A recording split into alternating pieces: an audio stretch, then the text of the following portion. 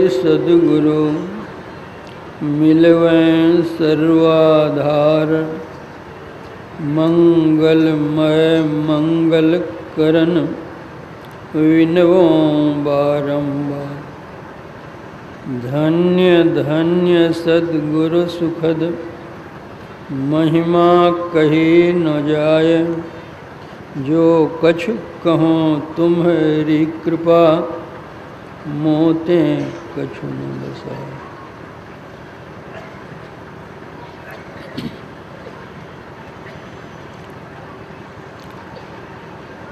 समवेत समादरणीय सज्जन वृंद, आदरणीय माताओं तथा भक्तिमती बहनों,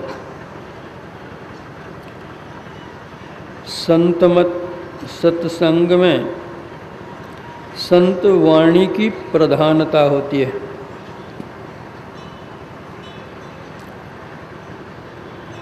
संत वचन वह सुधा, देव भी जिसके सदा भिखारी।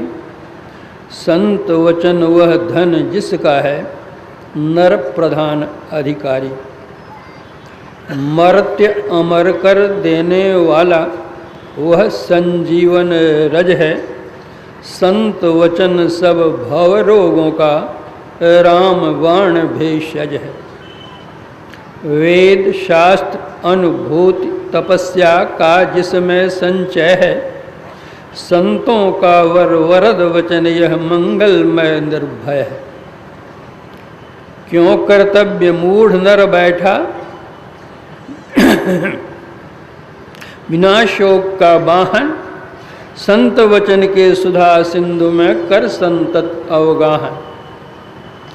दूर असत से कर सत पथ की ओर ले जाने वाला, और मर्त्य से हटा अमरता तक पहुँचाने वाला। तम से परे ज्योति के जग में होता जो जगमग है। सच्चिन्मय उस परम धाम का संत वचन सुचिमग है। कौन बताए संतों की वाणी में कितना बल है। दासी सुत देवर्षि बन गया, जीवन हुआ सफल है। उन्हीं संत की वाणी ने यह चमत्कार दिखलाया। दैत्य वंश में देवोपम प्रहलाद प्रकट हो आया। अगणित बार संत वाणी ने निज प्रभाव प्रगटाया। जिसे मानकर बालक ध्रुव ने हरि का ध्रुव पद पाया। एक लुटेरा था जिसने भी सुनी संत की वाणी। वाल्मीकि बन गया आदि कवि भुवन विविध विज्ञानी। संतों की वाणी में वह ओज है, वह तेज है, वह शक्ति है, वह ऊर्जा है। पतित को पावन करे, गिरे को उठावे, अंधे को राह दिखलावे, तम में ज्योति प्रकट करे। यह संतों की वाणी में ही क्षमता है। इसलिए संतमत सत्संग में किसी न किसी संत की वाणी का पाठ किया जाता है और उस आधार पर ही कुछ कहा जाता है। अभी आप लोगों ने रामचरितमानस का पाठ सुना है। यह रामचरितमानस एक विलक्षण ग्रंथ है। लोग विभिन्न दृष्टियों से देखा करते हैं। ठीक वैसे ही जैसे किसी एक मंदिर में स्वर्ण देव प्रतिमा प्रतिष्ठित हो, श्रद्धालु भक्त उस प्रतिमा को देखकर अपनी श्रद्धा अर्पित करते हैं, प्रणाम निवेदित करते हैं, प्रसन्नतापूर्वक जाते हैं। उसी मूर्ति को दूसरे व्यक्ति कला की दृष्टि से देखते हैं और कहते हैं कि वाह, मूर्ति कितनी अच्छी बनी है। ऐसा लगता है जैसे जीती जागती मूर्ति हो, बोलने वाली ही मूर्ति हो। वाह, कलाकार ने अपनी सारी कला उड़ेल दी है इसमें। वह कला की प्रशंसा करते हुए प्रसन्न होते हुए जाता है। तीसरा व्यक्ति उसी मूर्ति को देखकर सोचता है कि वह मूर्ति तो सब तरह अच्छी है ही और खरे सोने की बनी हुई मूर्ति है। वह द्रव्य की दृष्टि से देखता है।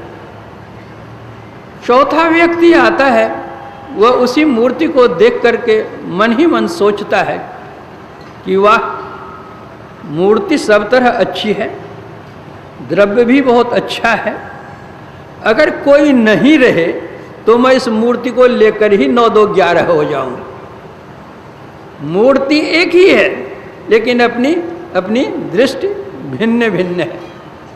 उसी तरह रामचरितमानस को कोई एक पारिवारिक ग्रंथ मानते हैं, कोई कहते हैं एक राजा का जीवन वृत्त उसमें है, एक आदर्श राजा को किस तरह होना चाहिए उसका चित्रण किया गया है।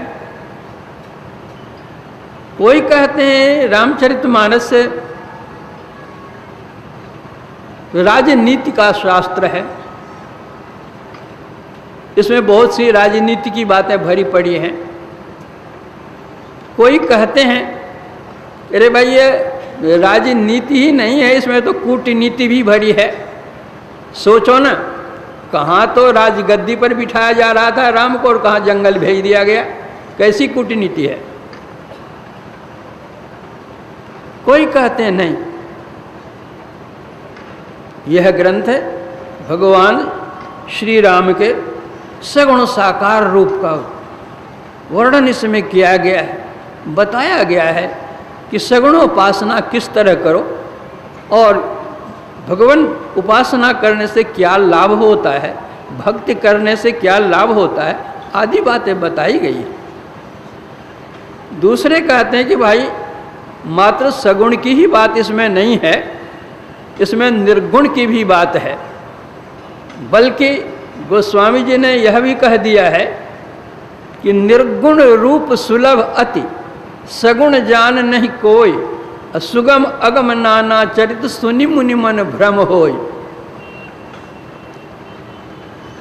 कोई और कहते हैं कि भाई इसमें सगुण भी है, इसमें निर्गुण भी है और सगुण निर्गुण से परे की भी बात इस रामचरितमानस में है।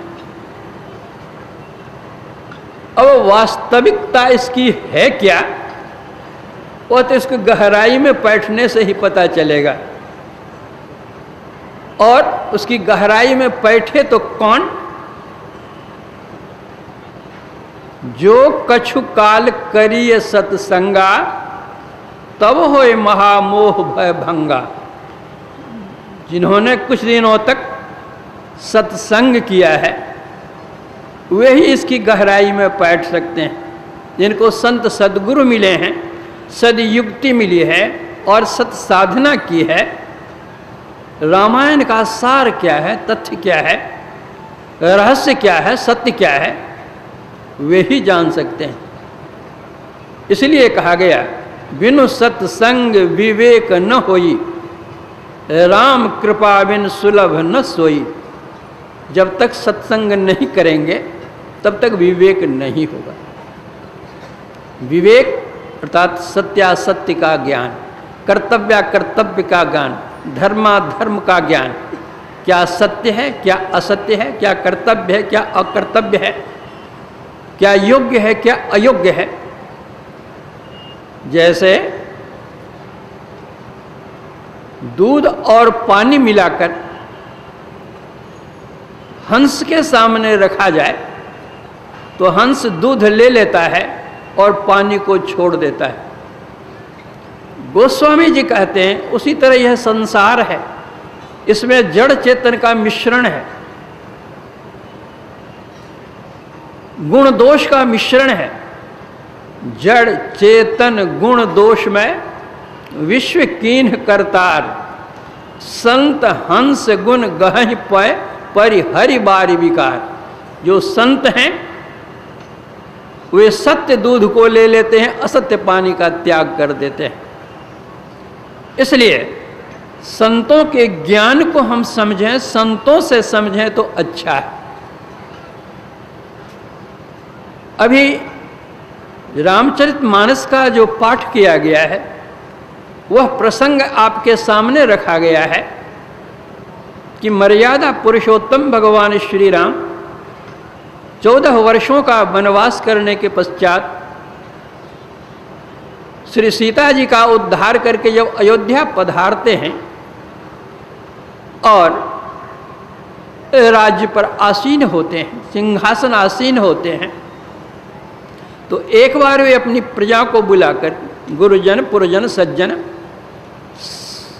सबको आमंत्रित करके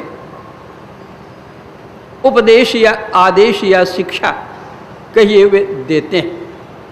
क्या कहते हैं? सुनहु सकल पुरजन मम बानी, कहो न कछु ममता उर आनी, नहीं अनीति नहीं कछु प्रभुताई, सुनहु करहु जो तुम्हें सुहाई, सोई सेवक मम प्रियतम सोई, मम अनुशासन मानई जेई। भगवान राम कहते हैं यदि आप इस संसार में रह करके सुखमय जीवन जीना चाहते हैं, संसार में सब दिन हम नहीं रह सकेंगे, एक ने एक दिन संसार छोड़कर जाना है, तो संसार छोड़कर जहाँ जाना है वहाँ भी अगर आप चाहते हैं कि हमारा सुखमय जीवन हो तो भगवान राम की बात को मानिए, सुनिए और चलिए। भगवान राम यहाँ तक छूट दे देते हैं। वे कहते हैं कि मैं जो कहता हूँ ऐसा न समझो कि मैं राजा हूँ और कह रहा हूँ तो मेरी बात तुमको माननी ही है। नहीं, मेरी बात सुनो सही, लेकिन जो तुमको उचित जगह वह करो। मैं कोई अनित्य की बात नहीं कहूँगा, जो कहूँगा वह नित्य की बात, सत्य की बात, तुम्हारे कल्याण की बात कहूँगा। क्या कहना चाहते हैं भगवान राम? बड़े भाग मानुष तनु पावा, सुर दुर्लभ सब ग्रंथ ही गावा, साधन धाम मोक्ष कर द्वारा, पाई न जेहि परलोक संवारा, सो परत्र दुख पावई, सिर धुनि धुनि पछताए, काल ही कर्म ही ईश्वर ही मिथ्या दोष लगाए। भगवान कहते हैं कि आप लोगों का यह बहुत बड़ा भाग्य है कि मनुष्य का शरीर मिला है। यह मनुष्य का शरीर कैसे मिलता है? भगवान राम आगे चलकर कहते हैं, आकर 4,84,000 ज्योनि भ्रमत यह जीव अविनाशी, फिरत सदा माया कर प्रेरा, काल कर्म स्वभाव गुण घेरा, कब हुक कर करुणा नर देही, देत ईश बिनु हेत स्नेही। 4 खानियों में 84 लाख प्रकार की योनियां हैं। उन 84 लाख प्रकार की योनियों में कष्टों को झेलते हुए जब जीव आकुल व्याकुल दुखी हो जाता है तो अकारण ही स्नेह करने वाले परम प्रभु परमात्मा उनको मनुष्य का शरीर देते हैं। आगरा में एक संत हुए राधा स्वामी साहब, उन्होंने कहा, यह तन दुर्लभ तुमने पाया, कोटि जन्म भटका जब खाया। करोड़ों जन्म में भटकते भटकते अब मनुष्य शरीर मिला है। अब या को बिरथा मत खो, चेतो छिन छिन भक्ति कमाओ। भक्ति करो तो गुरु की करना, से भाव गुरु से लेना। शब्द मार्गी गुरु न होवे, तो झूठी गुरुआई लेवे। पंजाब में एक संत वे गुरु नानक देव जी महाराज, वे कहते हैं, नहीं ऐसो जन्म बारंबार, का जानी कछ पुण्य प्रगटो तेरो मानुखा अवतार। घटत छिन छिन बढ़त पल पल जात न लागत बार। वृक्ष ते फल टूट पड़ी हैं बहुरिन लागत डार। गुरु नानक देव जी महाराज कहते हैं यह मनुष्य शरीर जो तुमको मिला हुआ है नहीं ऐसो जन्म बारंबार। यह मनुष्य शरीर फिर बारंबार मिलने का नहीं है, होने का नहीं है।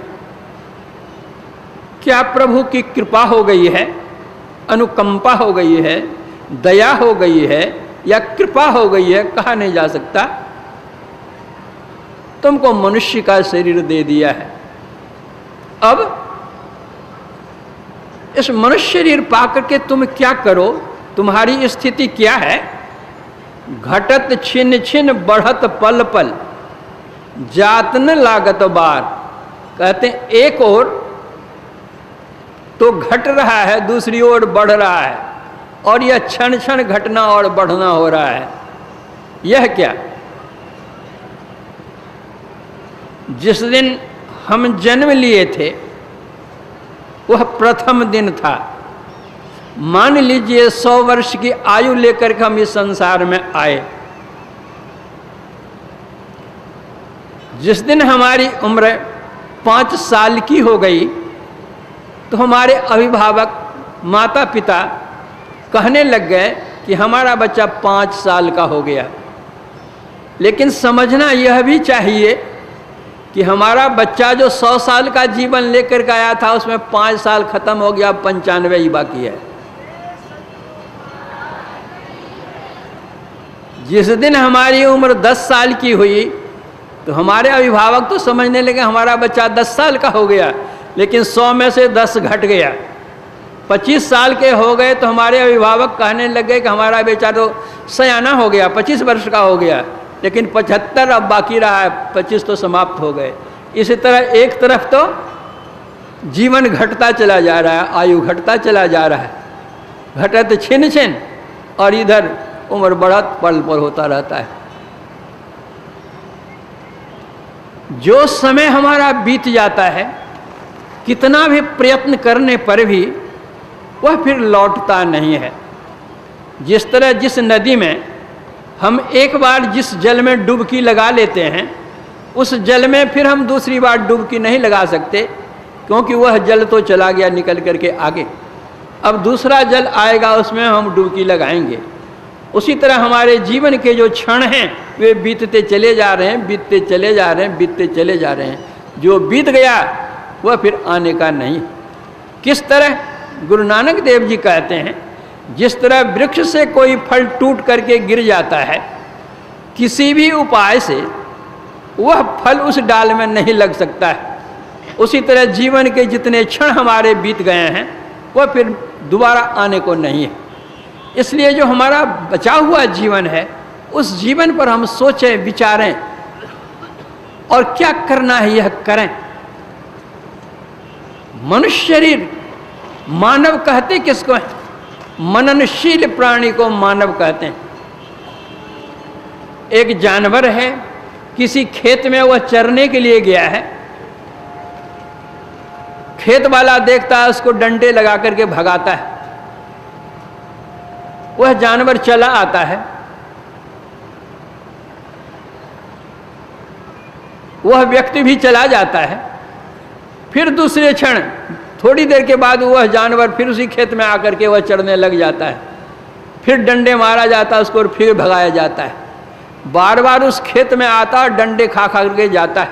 उसी तरह से बार बार इस संसार में हम आवें, आवागमन के चक्र में पड़े रहें, दैहिक दैविक भौतिक संताप से हम संतप्त होते रहें, मानसिक व्यथा से व्यथित हम हों, सभी प्रकार के कष्टों से हम दलित हम हों, और फिर भी वही हम कर्म करें जिससे इस संसार में हमको आना पड़े और दुख उठाना पड़े, यह मानवता नहीं है। मननशील, मनन कीजिए हम कौन हैं। क्या मनन करें हम? को मैं आया कहाँ से, कित जाना क्या सार, को मम जननी को पिता, या को कहिए विचार। मैं कौन हूं इसको जानो। आप देह नहीं है, आपकी देह है। आप कौन है? एक बंगाली महात्मा ने कहा कि आमी आमी कोरी बुझी तेना पारी के आमी আমাতে আছে কি রতন। কোন শক্তি বলে বেড়াই চলে বলে কারে অভাবে হয়ে দেহ অচেতন। দেহ মাঝে আছে প্রাণেরই সঞ্চার তাহাতেই বলি আমি বা আমার। প্রাণ গেলে চলে হবে সবাকার কেবাকার কোথা রবে ধন জন। आमी करी हम हैं यह तो हम कहते हैं, लेकिन इतनी उम्र हम लोगों की हो गई, कभी अपने से भेंट हुई कि आप कौन हैं? हम यह हैं, कभी भेंट हुई? हम अपनी पत्नी को पहचानते हैं, पत्नी पति को पहचानती है। हम अपने पुत्र को पहचानते हैं, पुत्री को पहचानते हैं, कुटुंब को पहचानते हैं, परिवार को पहचानते हैं, धन को पहचानते हैं, रोजगार को पहचानते हैं, कारखाने को पहचानते हैं, व्यवसाय को पहचानते हैं, अड़ोस पड़ोस को पहचानते हैं। इस सबकी पहचान हम करते हैं, लेकिन हम कौन है इसी की पहचान हमको नहीं है। इससे बड़ा आश्चर्य क्या होगा? को मैं आया कहां से? हम यहां इस संसार में आ गए, इस शरीर में हम आ गए, कहां से आए? एक ने एक दिन शरीर छोड़ना है, संसार छूटेगा, लेकिन जाना कहां है? यहां से हम लोग जहां कहीं जाना चाहते हैं, पहले ही विचार लेते हैं, सोच लेते हैं, मनन कर लेते हैं कि यहां से अमुक जगह जाने में इतने घंटे लगेंगे और इस सवारी से हमको जाना है। उसकी व्यवस्था हम कर लेते हैं, ट्रेन से जाएं, प्लेन से जाएं, कार से जाएं, जिस किसी भी सवारी से हम जाएं, उसकी व्यवस्था करके तब हम जाते हैं। और यह भी सोचते हैं कि रास्ते में इतने समय में अमुक जगह में ठहरेंगे, या अमुक जगह हम आराम करेंगे, अमुक जगह हम भोजन करेंगे, अब पहुँचते पहुँचे वहाँ पहुँच जाएंगे। लेकिन जब हमारा शरीर छूटेगा तब हम कहाँ जाएंगे? कितने दिनों का, महीनों का, वर्षों का, घंटों का समय होगा वह पहुँचने का? रास्ते में कहाँ कहाँ हम रुकेंगे? रास्ते में हम क्या खाएंगे, क्या पिएंगे, कैसे रहेंगे? इस संबंध में कभी सोचा है? यहाँ तो हम घर में कुछ खा लेते हैं, टिफिन ले लेते हैं, कुछ पैसे भी ले लेते हैं और सोचते हैं ट्रेन में दे रहे हो, प्लेन में दे रहे हो, फल की जगह रुक करके खा लेंगे। लेकिन शरीर छूटने के बाद का रास्ता कितना लंबा है, कभी सोचा है? गुरु नानक देव जी महाराज कहते हैं, जा मार्ग के गणे जाय न कोसा। वह इतना रास्ता लंबा है कि उसका कोस गिना नहीं जाता। गुरु नानक देव जी महाराज के जमाने में कोस था, आजकल किलोमीटर हुआ है। उपाय क्या है? तहाँ हरि के नाम सदा संगतोषा। वहाँ भगवत भजन जो है, प्रभु का जो नाम है, वही पाथेय है। जाएंगे सब, आए हैं सो जाएंगे, राजा रंक फकीर। एक सिंहासन चढ़ी चले और एक बांधे जाए जंजीर। जाएंगे सब, लेकिन एक सिंहासन पर चढ़ करके जाएंगे और एक बंधे हुए जाएंगे। अर्थात एक सुख से जाएंगे और सुख के स्थान में जाएंगे, और दूसरे दुख से जाएंगे और दुख के स्थान में जाएंगे। सुख से कौन जाएंगे, दुख से कौन जाएंगे, सुख के स्थान में कौन रहेंगे, दुख के स्थान में कौन जाएंगे? रामचरितमानस के उत्तरकांड में ही आया है। नरक सरग अपवरग निसेनी, ज्ञान विराग भगति सुख देनी। इस शरीर में जो हम हैं, इस शरीर से निकलने के समय निकलने के 3 रास्ते हैं। एक अंधकार का रास्ता है, दूसरा प्रकाश का रास्ता है, तीसरा शब्द का रास्ता है। एक नरक में जाने का रास्ता है, दूसरा स्वर्ग में जाने का रास्ता है, तीसरा बहिश्त में निजात में जाने का रास्ता है। जब हम कुरान शरीफ पढ़ते हैं तो कुरान शरीफ के अंदर में भी यही तीन बातें आई हैं। कुरान शरीफ के सूरे फातिहा में लिखा है, ऐ क़यामत के दिन का मालिक मुझे सीधा रास्ता बतला, मुझे वह रास्ता बता जिस पर तुम्हारी महर हुई है, मुझे वह रास्ता मत दिखा जिस पर तुम्हारा गजब हुआ है।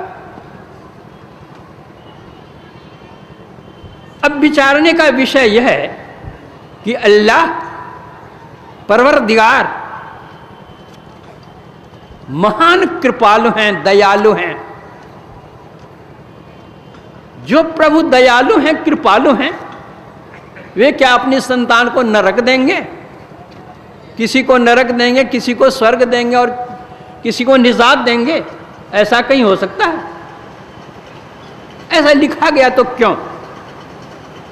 एक पिता के विपुल कुमारा होई पृथक गुणशील अचारा। एक ही पिता के कई पुत्र होते हैं और सबके भिन्न भिन्न स्वभाव होते हैं। सब पर पिता ही प्रीति सम होई, सबके ऊपर पिता की प्रीति रहती है, स्नेह रहता है। तो फिर ऐसा क्यों? ऐसा इसलिए कि जो बुरे बुरे कर्मों को करते हैं, जो कुरान शरीफ में लिखा हुआ वर्जित कर्म, उन वर्जित कर्मों को जो कोई करते हैं उनको वे दोजख में डालते हैं, दोजख की आग में उनको जलाते हैं। और जो कुरान शरीफ के अंदर, धर्मशास्त्र के अंदर विहित कर्मों को करते हैं, वे बहिश्त में भेजे जाते हैं। वहाँ पर उसको आनंद का बाग मिलता है। नरक में तो आग मिलती है और यहाँ पर आनंद का बाग मिलता है। लेकिन वहाँ भी सब दिन रहना नहीं होता है, एक न एक दिन वहाँ से भी हटना होगा। तब इन दोनों के परे, जिसको निजात कहते हैं, मुक्ति कहते हैं,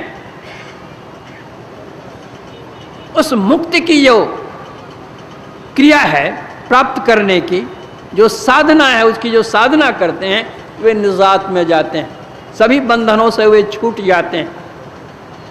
वही भगवान श्री राम कहते हैं कि अगर तुम स्वर्ग की कामना करते हो तो स्वर्ग सब दिन रहने वाला नहीं है।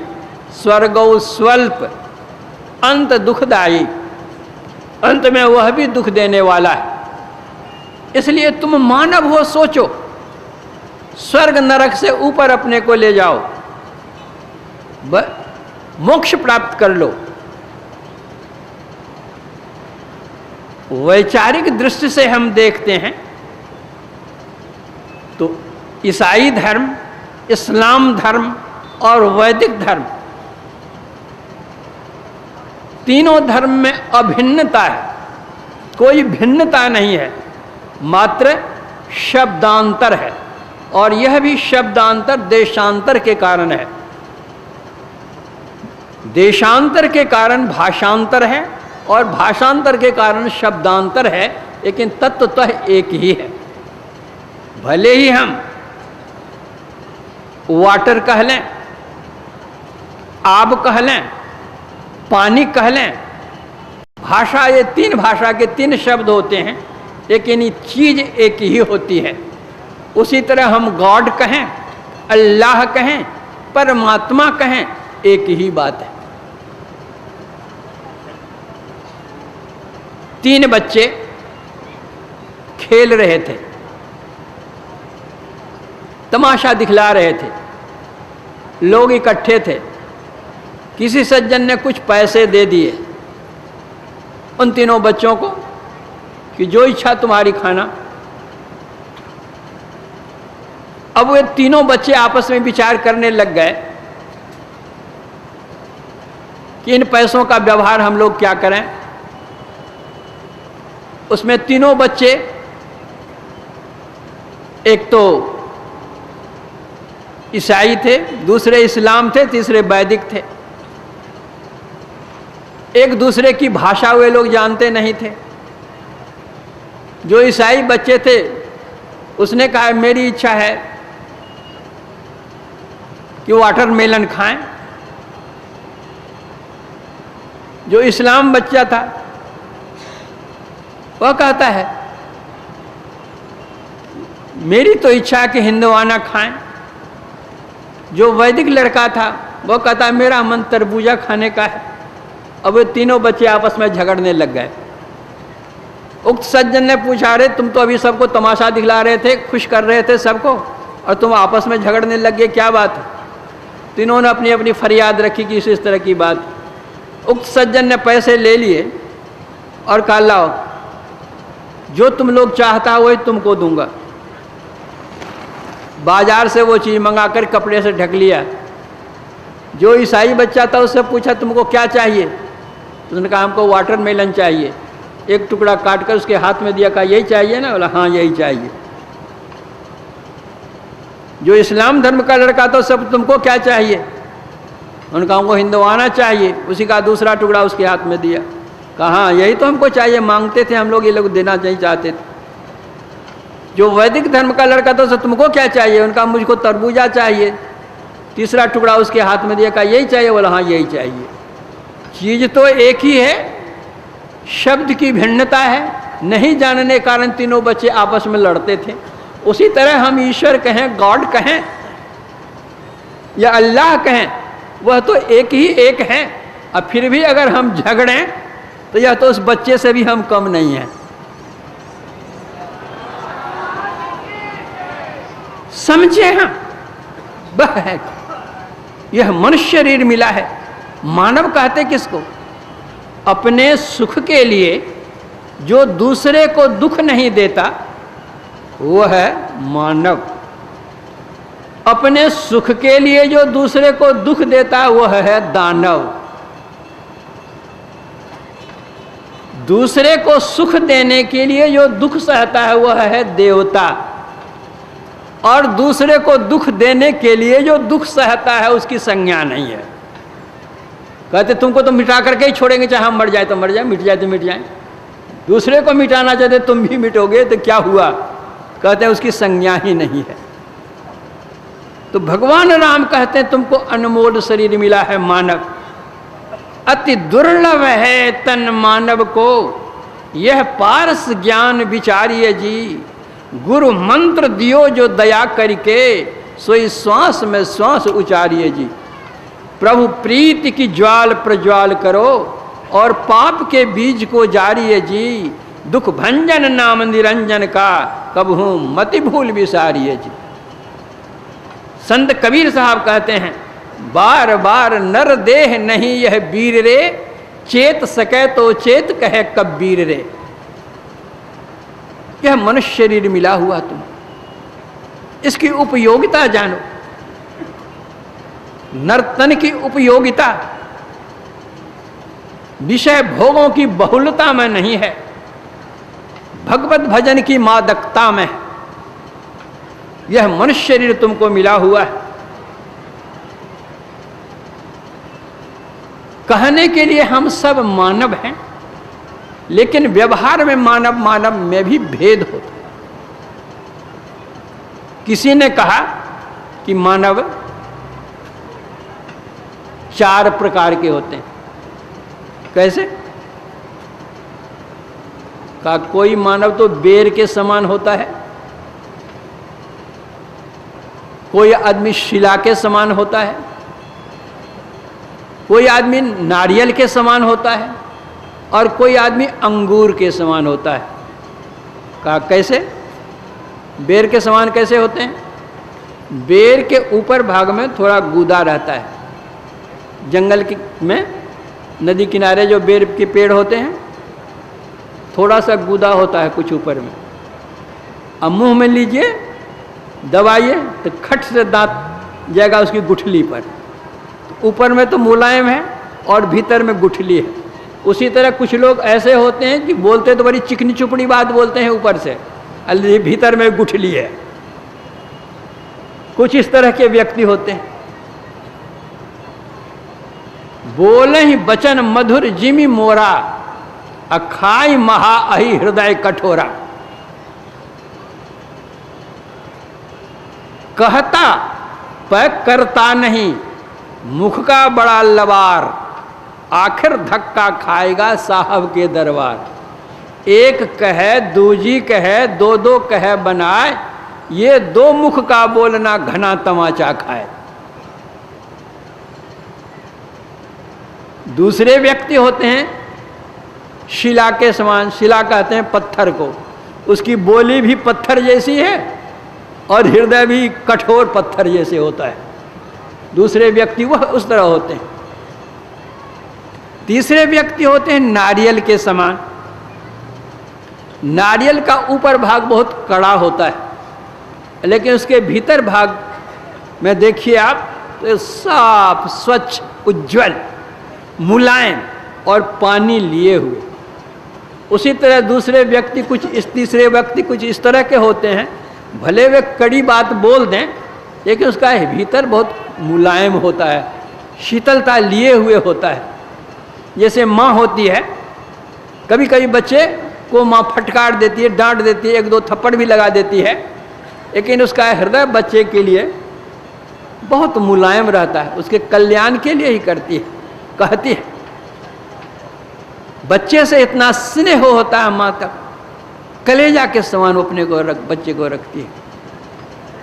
तो संत चरणदास जी महाराज ने कहा, पितुसु माता सौगुना, सुत को राखे प्यार, मन से ती सेवन करे तनसु डांट अरुगार। पिता जितना प्यार अपने बच्चे का प्यार करते हैं, तो चरणदास जी महाराज कहते हैं कि माँ उससे 100 गुना अधिक प्यार करती है। भले ऊपर से डांट फटकार वह कर दे, लेकिन भीतर में प्रेम भर करके, प्रीति भर करके रखती है। अब कहते हैं कि माता सु हरि 100 गुना, जितना प्यार माता करती हैं उससे 100 गुना अधिक प्यार परम प्रभु परमात्मा करते हैं। और जितना प्यार परम प्रभु परमात्मा करते हैं तो कहते 3 से 100 गुरुदेव, 100 गुना प्यार गुरुदेव करते हैं। प्यार करें और गुण हरें चरणदास सुखदेव। परम प्रभु परमात्मा प्यार हमको देते हैं, प्यार हमको करते हैं, लेकिन हमारे अवगुण को नहीं हर सकते हैं।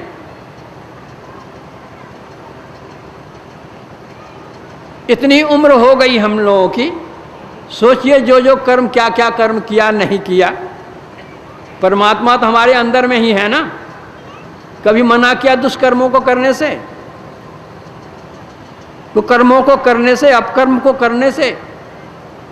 हरदम प्रभु रहे संग, कबहु भव दुख न टरे, तब भव दुख गुरु दे टारि सकल जय जयति करे।